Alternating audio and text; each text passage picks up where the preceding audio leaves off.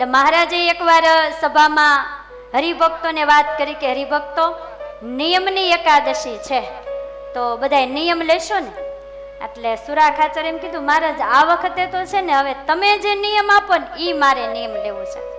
એટલે સુરા ખાચરની થોડીક જાણકારી મહારાજને થઈ ગઈ હતી. જ્યારે લોયામાં પધાર્યા ને એટલે સુરા ખાચરને થોડોક સ્વાદ હતો.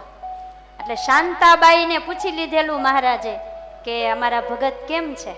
એટલે શાંતાબાઈ શાંત કલેજામાંથી અવાજ કર્યો કે બીજું બધું તો ઠીક છે, પણ તમારા ભગતને સ્વાદ બહુ છે અને જમતા જમતા અમારે હાજર જ રહેવું પડે, ક્યાંય આગુ પાછું થવાય નહીં, બધી જ વસ્તુ તૈયાર રાખવાની હોય.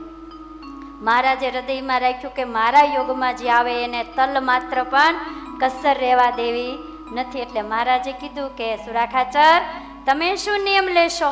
કે મહારાજ તમે જે આપો ને એ મારે નિયમ લેવાનું છે. એટલે મહારાજ કે સુરા ખાચર, તમારે છે ને જમતા જમતા બોલવાનું નહીં. મહારાજ ઈ અમાર નો હાલે હો, અમે ગ્રહસ્થી કહેવાઓ. મહારાજ કે આ તો તમે અમને કીધું તું એટલે અમે તમને નિયમ આપ્યું, હવે તમારે રાખવું હોય તો રાખો. કે જો મહારાજ અમારે પછી બધી વસ્તુ જોઈએ, અમારા ઘરના યાદ રહે ન રહે. મહારાજ કે અમે તમને નહીં બોલવાનું નિયમ આપ્યું છે. પછી ઘરે આવ્યા, દરબારગઢમાં ઊંચા પડથારા હોય ને, સુરા ખાચર ને આવીને બોલા, એ આતાને નિયમ આપ્યો છે જમતા જમતા બોલવું નહીં. જો તમે હરખું ધ્યાન નહીં રાખો ને તો આતા મોળો પડી જાય. 18 મણના હતા. કેટલા? સુરા ખાચર 18 મણના હતા. એટલે પછી તો પેલા બધી જ તૈયારી કરાવી રાખે, આમ ફરતું ફરતું બધું મુકાવી દે, કેમ કે જમતા જમતા બોલવાનું ન હોય ને, નહીતર તો મગાવી લે, આ લાવો આ લાવો. પછી મહારાજે પૂછ્યું શાંતાબાઈને કે કેમ છે ભગત? કે મહારાજ પેલા તો જમતા જમતા માગી લેતા, પણ હવે પેલા તૈયારી રાખવી પડે છે. પણ મહારાજ કે ગમે એમ કરીને મારા ભગતને સ્વાદ મુકાવો છે. એટલે પછી મહારાજે બીજી એકાદશી આવી ત્યારે પાછું સુરા ખાચરને પૂછ્યું કે હવે ક્યું નિયમ લેશો? મહારાજ તમે જ આપો છો ને દર વખતે, હવે તમે જ આપી દો. મહારાજ કે એવું કરો દરબાર, આ વખતે તમારે ઘઉંમાંથી વસ્તુ બનેલી નહીં ખાવાની. કે હારું મહારાજ. બીજે દિવસે ચૂરમાના લાડુ બન્યા અને એ મહારાજ પંક્તિમાં પીરસવા નીકળ્યા. એટલે સુરા ખાચરની બાજુમાં આવ્યા, હલૈયા ખાચર એની બાજુમાં બેઠેલા. એ કે તારે તો નિયમ છે ને?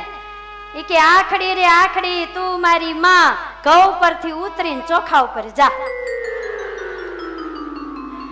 કે આજ તમે નિયમ બદલી નાખ્યું છે, ઘઉંનું નિયમ થી ચોખાનું નિયમ કરી લીધું છે. પછી તો ચૂરમાના લાડવા જમાડી લીધા. એમાં બીજો દિવસ આવ્યો, બીજે દિવસે દૂધપાકની રસોઈ હતી. એટલે મહારાજ તો ડંકે ને ડંકે બધાને દૂધપાક પીરસે. એટલે દૂધપાક પીરસતા પીરસતા મહારાજ આવ્યા.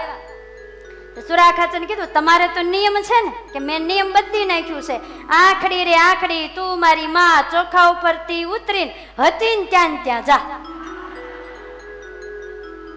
એટલે ઘઉંનું નિયમ હતું ને ત્યાં જતી રહે. સુરા ખાચર તો બધાને રમૂજ કરાવતા હતા. એમ જેમ આપણે બદલવા નહીં હોય નિયમ, એટલે અનુકૂળતા ન આવે એટલે આપણે પાછા નિયમ બદલી નાખીએ, એવું નહીં.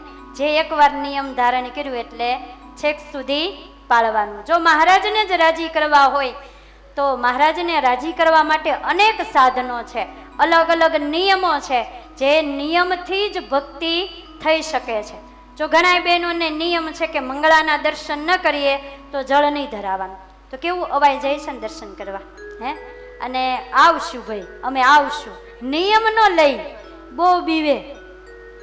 નિયમ લેવામાં તો બેનો એટલા બીવે ને, અને ઘણા એને આમ કંઠી પહેરાવાય બેન પાસે લાવતા હોય ને તો એમ કે માર નથી જવું હો, બેનું નિયમ આપી દે. એટલે નિયમથી ને બીવું નહીં, આપણા જીવનું કાંઈક એમાં રૂડું થશે.